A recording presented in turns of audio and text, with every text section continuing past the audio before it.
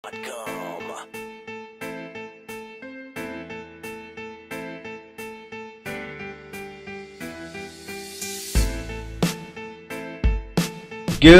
afternoon, devil dogs, future motivators, future jarheads, as some of you may say or may be called. How are you guys doing today? Good? Motivated? Still? You still here? You still want to join? Good.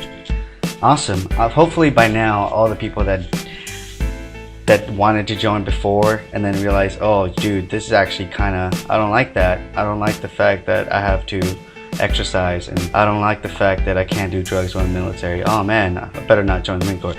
I'm glad that they're gone. So that's good. I'm glad that you guys are left, and then you guys are still motivating me to make more videos. Also, I have faith in the Marine Corps that the Marine Corps will get better if more people like you guys keep joining the Marine Corps, because you guys will improve the Marine Corps. I'm not saying it's bad right now. I'm not saying it's horrible. You guys will just make it way much better than what it is now. I'm not trying to be negative about it. I'm not saying it sucks right now. I'm just saying anything can always use improvement. Anything and everyone can always use improvement. Anyways, let's move on to the first question. Salazar USMC. He asked me this on the 20th of January. He has 4 wisdom teeth, and he asked me if they're gonna take them out. And yes, they are. They will take your wisdom teeth out if they need to take them out. It sucks to get your wisdom teeth taken out at boot camp. I didn't get to, and my teeth are fine, I guess. But what I've heard is that it kind of sucks sometimes because of the drill instructors. They don't let you rest per se. They don't let you like get enough rest that you need in order for you to like heal or get better. So I mean, and also you're in a stressful environment. So I mean, it might kind of suck. So just keep that in mind. Get them taken out before you join, it'd be best. But if not, then you know, it might not be as bad as other people have told me about their wisdom teeth. Ocho B asked me is receiving as bad as people say that it is, because that's the only thing in his mind right now. Ocho B 11181. It can be. Here's the thing. Receiving is pretty much the first impression of boot camp, of Marine Corps boot camp. They're not gonna just sit there with open arms, say, hey, welcome to boot camp, bro, and like slap you high five, whatever. It's gonna be hectic. It's meant to be hectic. It's meant to confuse you. It's meant to pretty much shock you in a way. So it's not gonna be too bad. It's not gonna be where like you're gonna want to just run away as soon as possible. No, everyone gets through the receiving. Receiving usually lasts like 2 or 3 days, and just make sure you get a good night's rest before you actually leave and you actually get to boot camp, because you'll need the rest, trust me. So just be sure of that, and even if it's tough or not, I'm pretty sure you can handle it. If you really want to join, you'll be able to handle receiving. If you can't handle receiving, you're not going to be able to handle the rest of boot camp. But I have faith and confidence that you can get to boot camp. Kind of shoot like that. So you're a PFC and you've been in for how long? A year? In the Cream Corps. Is there a big difference between the fleet and the Marine Corps? Fleet, being in the fleet and being like boot camp and school and shit. Yeah, all that shit they teach doesn't exist. Like, yeah, like you gotta wear certain clothes, but really, no one follows that. No. All like the small technical shit doesn't really matter in the fleet. PFC Samora, he's a 0612. He says that it sucks, but then my videos helped him out a lot. He's a PFC up in 29 Palms, and he said that he's been watching my videos since he was a poolie, which is pretty cool. I appreciate the shout out, I guess, and thanks. And you're welcome. I hope my videos helped, and I hope some of my videos about the fleet will actually help you out later on when you go to the fleet. M3M3X1. This is in the comments.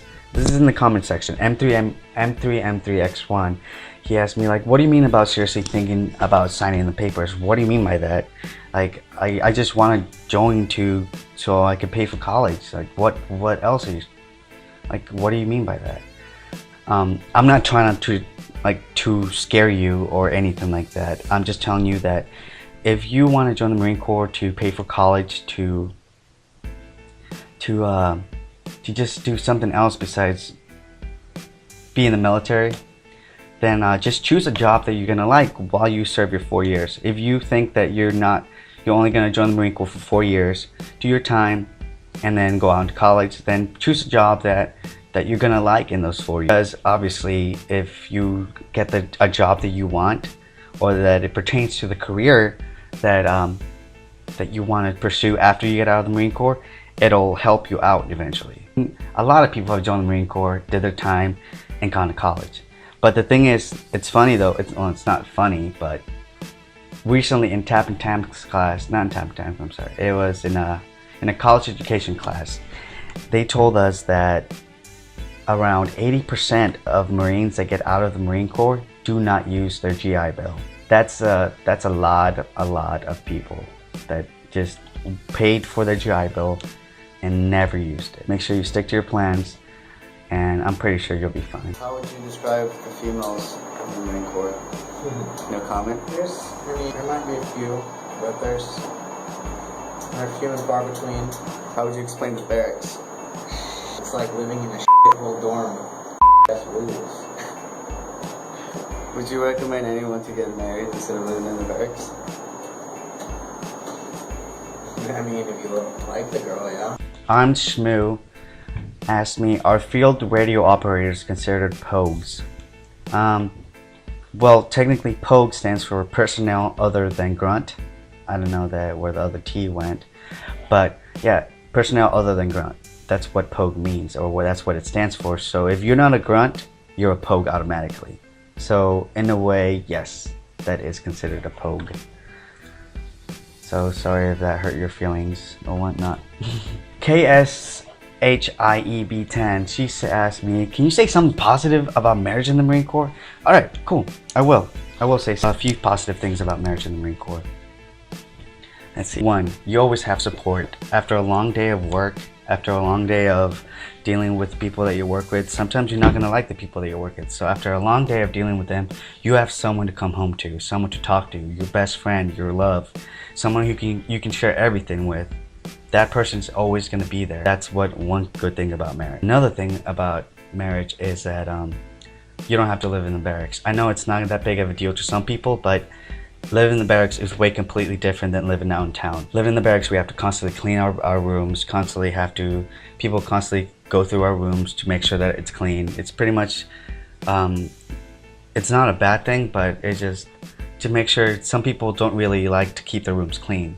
So that's why they have to make sure that we're living in a healthy environment. The good thing about marriage is that on deployments, usually the spouses are the ones that are everything running while you're away, while the male is away or the Marine is deployed.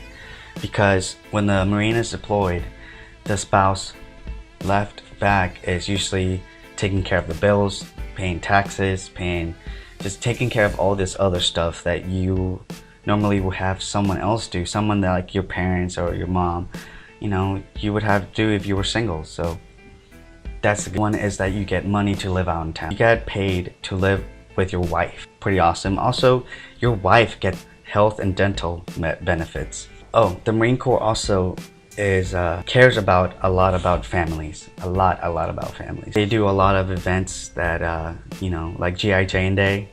That's pretty cool, because that your wife can see what we do supposedly on a daily basis. So that's pretty cool. So there you go. Marriage is not horrible in the Marine Corps.